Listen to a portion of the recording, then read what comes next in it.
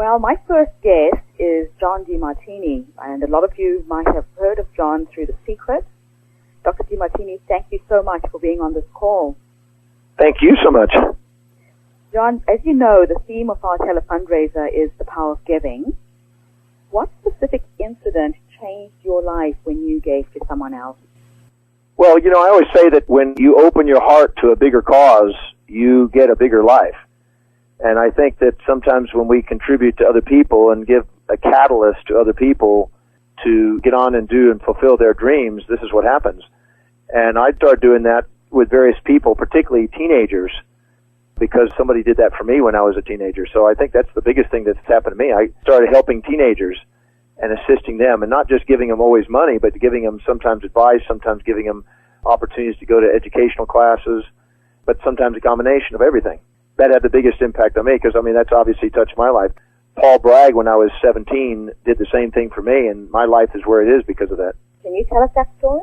Well, I was living on the North Shore of Oahu in a tent, and I dropped out of school when I was a kid, and I was 14, and lived on the streets, and wanted to go surfing, and went to California and hitchhiked there, and then eventually found a way of panhandling money to go to Hawaii, and was there and surfing and kind of bumming on the beach, and almost died of strychnine poisoning there, which is a long story. And something led me to a little class that a 93-year-old wise man was giving, and he gave me the most inspiring presentation, and then I got to study with him for 3 weeks. And if it wasn't for him, I wouldn't be doing what I'm doing today. And so he basically believed in me when I didn't believe in me and gave me the opportunity to learn something when I didn't know I could learn. So, yeah, I've dedicated my life to education ever since. That's amazing. That's amazing. Okay, so just thinking back, what specific incident changed your life when you gave to someone else? Well, I just realized that, you can touch a person's life. I think that you come alive when you help other people come alive. And I think that's what happened to me. I just got inspired, and I thought, well, what else can I do in the world? It's just continued to grow. We've been blessed to reach millions and now literally 2 billion people in one way or another, and I'm just very grateful for that catalyst. Now, I remember the last time we met, John, you told me a story of a young boy in South Africa who came to one of your seminars. Would you like to share that story? Which one? I don't know which one I did. Looking after his siblings. Oh, okay. I know exactly which one now. Mm-hmm. Well, what we had a boy who was from the township of Kailicha who had mother and father die of AIDS. And he was 14 years old, and he attended a program I did at the Sheraton Arabella Hotel there in Cape Town. And I didn't get to meet him the actual night I spoke, but I saw him 3 months later. And the talk I was doing is that no matter what you've been through or what you've experienced, you can live a dream and that you can live prosperously. And anyway, he listened to that, and he changed his perspective and started saving a portion of his income. Now, here he was only making $200 a year, not even $16, $17 a month, and he decided he was going to start saving 15% of it. And so he had 9 brothers and sisters. He lived in a shack. The top of the shack I actually visited and looked at it, and you could see the light outside, so it wasn't even a complete cover. He had to cover it in plastic. And he lived on kind of an irregular ground with 9 brothers and sisters inside this thing. Because his parents passed away, he was responsible for this family. But he started saving 15% of his money and started to dedicate to try to find how he could serve more people to raise his income. And this was September of 2006. I saw him February when I went back there. I saw him later in the year, and he was in October. In December, he was able to put $20 down on a $200 new shack that had a roof in it, electricity to it, near the water in Kailicha. And his dream was to buy that house for his brothers and sisters, and he did it. And so that was an inspiring story. And he's gone out and he's increased his income now, and he's saving his money, and he's trying to see if he can do 1,000 kids to do the same in his township. So that's an inspiring story to see what's possible to change your life. I got the opportunity to visit him at his place there, take a picture and everything else. So he gave me just as much a gift as I think I gave him. So, yeah, I was blessed he came to that program. He was able to come for free, and we gave him that inspiration, and he's now done the same. He's passing the torch and carrying it forward.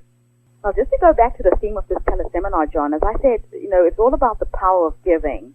But what we're really trying to do is give effectively. Now, I remember when we spoke about this young man, you mentioned that somebody wanted to give him something for free. I can't remember what it was and you stopped? Yeah, I was sharing the story at another location. I think it was in Canada or someplace. Mm-hmm. And a lady, raised her hand. She says, "I'd like to have that boy's address." I said, "Why?" She said, "Well, I would like to send him some money." I said, "Don't you dare.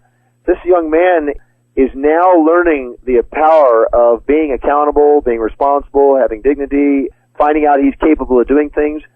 I haven't seen him. I was just in Cape Town. I just came in this morning, actually, from Cape Town. I didn't get to see the boy this time, but I talked to the people there from Kailicha, and I didn't get to get any data on him to what's the status now. But I believe, from what I saw last time, that he's more than tripled his income. And if we rob him, give him entitlement, not encouragement and empowerment, he'll rob it. He'll expect that. So he would rather have his own accountability to know he's accomplished things. So it's one thing to give money and to catalyze and to seed things, but it's another to give him also an education and accountability so he has accountabilities with it. And this is so important to make sure you don't just make them depend on you, but to make them accountable and to grow so they build culture and feel great about themselves. That's amazing. And you know, John, that everything that we are doing at the moment is supporting the Africa Life Education Foundation. That's important. That's the key, is education. That's why I'm dedicated to education. There's nothing greater than knowing that you can rely on yourself and you can find your way through your own problems and challenges. And like I say, if you feed them for a day, that's one thing. You feed them for a life, that's better. And you might have to do both initially, but there's nothing more rewarding than to see their eyes tear up with the realization that they can do it on their own now. That's amazing. Thanks for that one, John. Well, why is giving so important for the future of humanity? Well, I think it's like you got to plug the plug into the electrical socket to get the electricity. You got to start something with a seed crystal, and somebody has to start the thing in motion. If there's no giving to start the thing in motion, nothing happens. So giving is the catalyst that opens hearts, that gets people in motion and makes them look at the new possibilities in their life.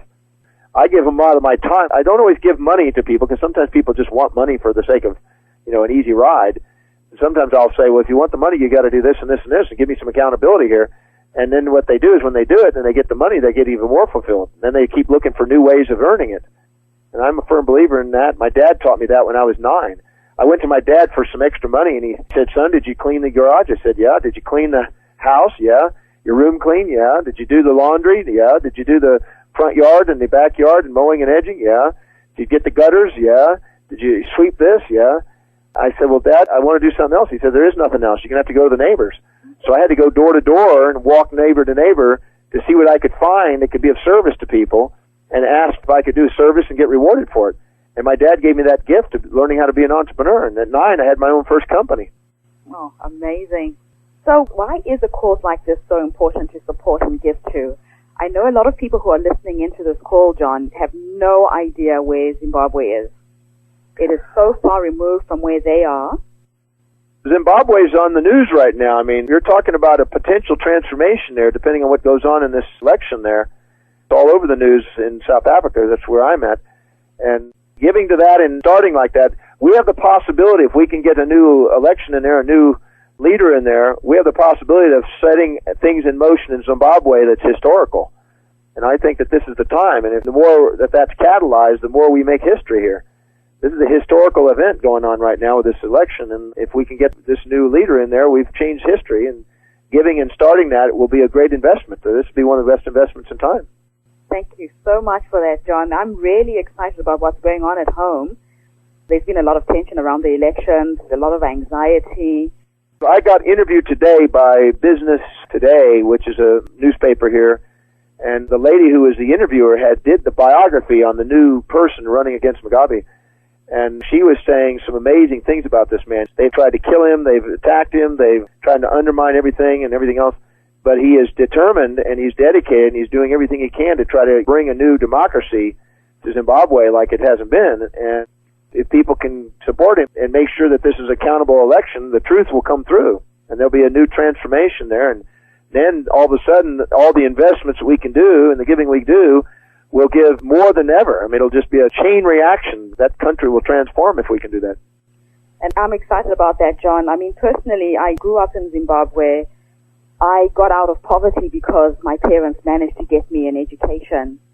And this is the whole reason why I formed the Africa Life Education Foundation, because I've seen the impact of what education can do on a people.